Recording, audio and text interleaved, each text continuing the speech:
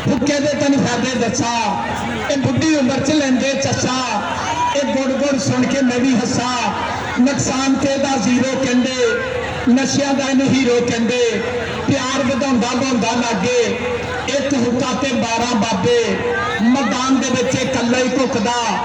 पानी दे नाल धुआं धुपदा, महंगाई दौड़दे सौदे सस्ते, विच विच माइयां लाउंदियां चस्के, पी हुक्का ते चुप लगन्ने, एक रसे ना महीना बन्ने, ना चिलम ते नेचे नूं ताले हुंदे,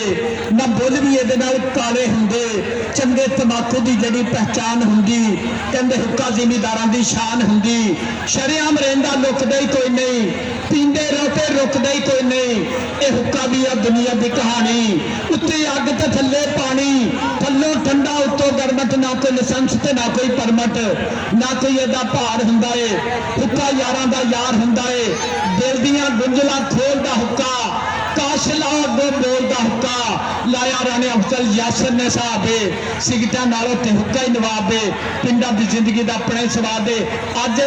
मोहम्मद असमान मेमोरियल कबड्डी कप दा फाइनल डे और इस मेले के बिग स्पॉन्सर इज्जतमाब जनाब मलिक जहांगीर खालद अबान USA वाले, और इन्हों के नाल मियाँ रजवान की गल करा, इज्जतमाब जनाब हाजी अरशद भट्टी की गल करा, मियाँ आजम की गल करा, चौधरी अमार असलम गुज्जर की गल करा, और अपने MPA मेजर मोहम्मद अकरम की गल करा, और चेयरमैन चौधरी असलम गुज्जर